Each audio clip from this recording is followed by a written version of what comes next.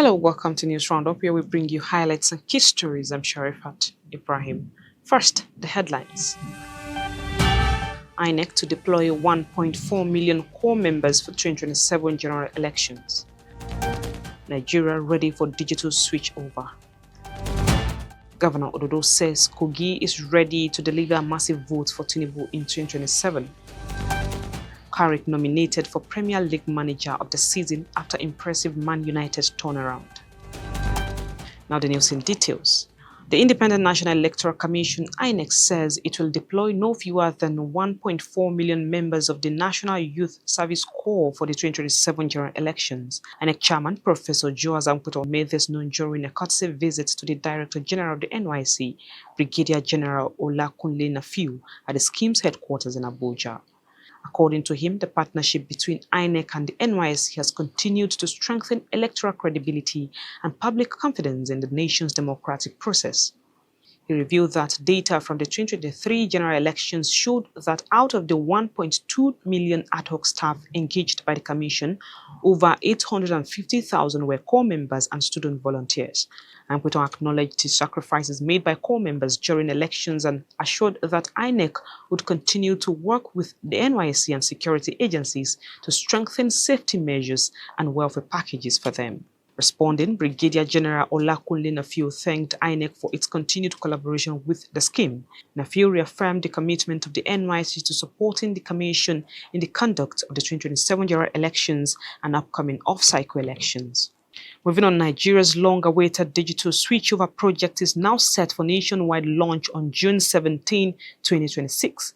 The Minister of Information and National Orientation, Mohammed Idris, made the announcement during an inspection tour of facilities at NICOMSAT located at the Obasanjo Space Center. The minister described the development as a major milestone in the reform agenda of President Bola Ahmed Tinubu for the nation's broadcast industry. Mohammed Idris said the new digital broadcasting platform will provide several benefits for broadcasters, viewers, and advertisers, including improved audience measurement, better programming decisions, and enhanced content delivery.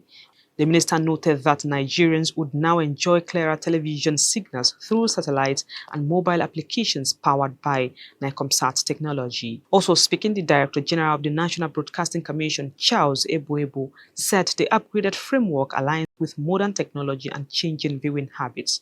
He disclosed that the platform is expected to launch with 100 channels, with plans for additional content providers to join the network. The Managing Director and Chief Executive Officer of NICOMSAT, Jane Egerton Idehe, described the collaboration between NICOMSAT and the NBC as a strategic partnership aimed at strengthening Nigeria's digital broadcasting ecosystem. She assured Nigerians of reliable and continuous service delivery through ongoing investments and satellite expansion plans.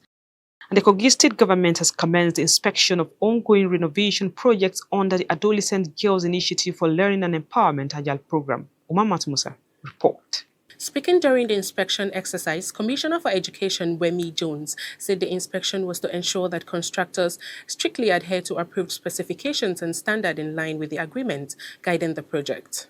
The Commissioner also said that quality delivery remains a key priority of the present administration in its drive to reposition the educational sector in the state. According to him, the administration is committed to ensuring that learners and teachers enjoy improved facilities that will enhance effective teaching and learning across the state. He reiterated Governor Ododo's determination to revamp the education sector through sustained investment in school infrastructure and human capital development. Wemi Jones further urged the contractors handling various projects to ensure timely completions of job while maintaining required standard.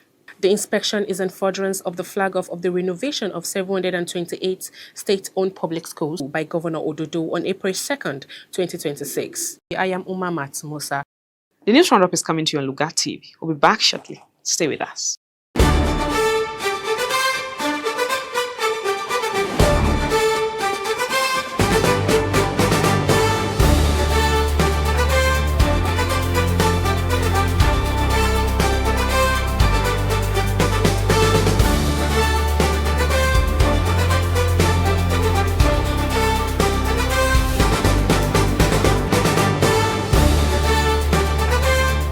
In democracy, power belongs to the people, but every mandate must be earned. This is People's Mandate, Your platform for accountability, where aspirants speak, leaders are held to account, and the people decide. Coming to you on Lugat TV.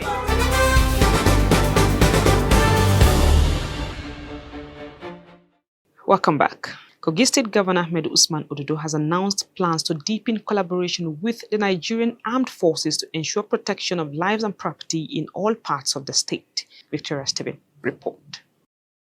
Governor Ododo made the declaration while receiving students of Senior Course 48 of the Armed Forces Command and Staff College led by the Deputy Commandant of the college, Rear Admiral Anthony Victor, on a study tour to Kogi State. The governor noted that Kogi State occupies a strategic position in the country, sharing boundaries with 10 states, including the Federal Capital Territory, with vast forests, waterways, and rich mineral deposits that have sometimes attracted criminal elements to the state. Governor Ododo explained that sustained engagement with communities, stakeholders, and traditional rulers has strengthened intelligence gathering and enhanced collaboration in the fight against crime. We border 10 states. We have a lot of forests, very thick forests, with mountains, hard to reach areas. The security agencies are proactively working together in synergy to tackle emerging insecurity that we are faced with. While also applauding President Bola Ahmed Tinubu for his commitment to addressing insecurity across the nation.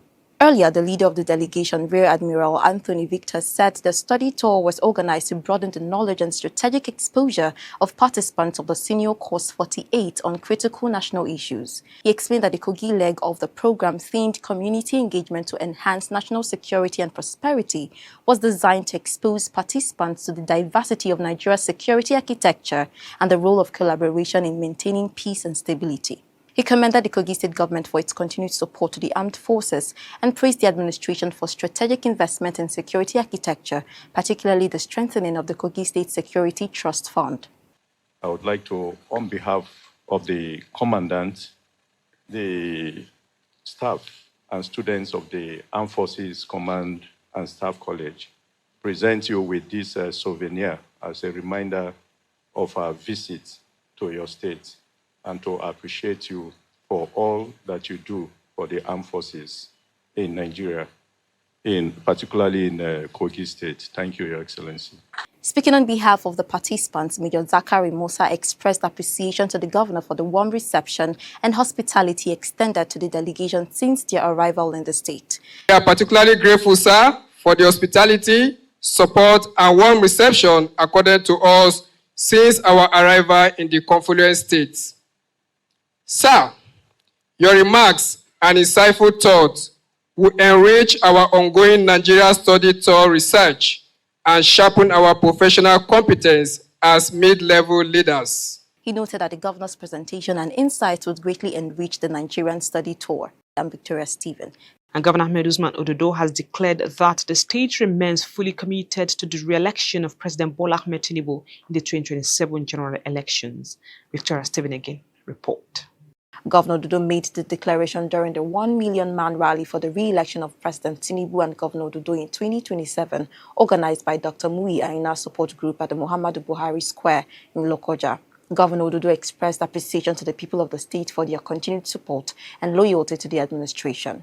The governor commended President Tinubu for what he described as bold efforts in rebuilding the nation and repositioning the economy for sustainable growth and national development. We are ready to deliver from Mr. President without him coming here, because he has done a lot and we are here to tell our people. The Abuja, Abadi, Koton-Karize, Lokoja, Okenye, Benin Express Road. You can see what is going on there. Kogi International Airport, with the approval and support of Mr. President, go there, you see one doubt. The area of security and insecurity, I think you can see we are free.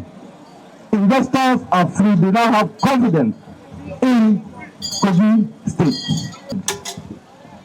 Here in Kogi State, we are going to deliver from Mr. President 100%. Governor Ododo highlighted several ongoing development projects and federal interventions approved for the state under the Tinubu administration, including the revitalization of the Ajaokuta Steel Company, the establishment of a free trade zone, special agro-processing zone, the development of the state airport, and the Abuja-Lokoja Okeni-Aochibini Road project, among others. The convener of the rally and executive director, National Primary Healthcare Development Agency, Dr. Muyi Aina, said the gathering was organized to reaffirm total support for the re-election of President Tinubu and Governor Ododo. There's nobody here who has not felt the impact of Governor Ododo's administration, President Bola's administration. Our president has taken bold decisions that people have struggled to take in the past, removing the wastage in the fuel subsidy, unifying our exchange rate, and gradually we are starting to see the impact of that. Under the purposeful leadership of Dr. Ahmed Usman Ododo, Kogi State has aligned perfectly with President Tinubu's renewed hope agenda, translating the national reforms into visible progress and tangible dividends. He praised President Tinubu's leadership and economic reforms, which he said are laying the foundation for a new Nigeria, while also commending Governor Ododo for providing inclusive and people-oriented leadership in the state. I'm Victoria Stephen. And on sports, Man United interim head coach Michael Carrick has been shortlisted for the Premier League Manager of the Season award after overseeing just 15 league matches at Old Trafford. Carrick, who took charge in January following the departure of Ruben Amorim, has enjoyed an impressive run with the Red Devils, recording 10 victories and 3 draws in his first 15 Premier League games. The remarkable turnaround has placed Manchester United among the league's top-performing sides in recent months. Although currently serving in a temporary capacity, reports indicate that Manchester United are preparing to begin discussions with Carrick over a possible permanent appointment. Carrick joins a strong 6-man shortlist for the prestigious award alongside Keith Andrews, Mikel Arteta, Pep Guardiola, Andoni Iraola, and Regis Lobely. Meanwhile, nominations have also been announced for the Premier League Player of the Season award, with Bruno Fernandes leading the list after winning the Football Writers Award. Others shortlisted include Declan Rice and David Raya, as well as Erling Haaland, Morgan Gibbs-White, Igor Thiago, and Anthony Semenyo. For the Young Player of the Season category, nominees include Bournemouth duo Alex Scott and Elizonio Krupi, Manchester City youngsters Ryan Shaki and Nico O'Reilly, alongside Matheus Fernandes, Lewis Hall, Michael Kayode, and Manchester United midfielder Kobe Mainoo. And that is it on this week's episode of News Roundup. Until next week, I'm Sharifat Ibrahim. Thank you for staying with us.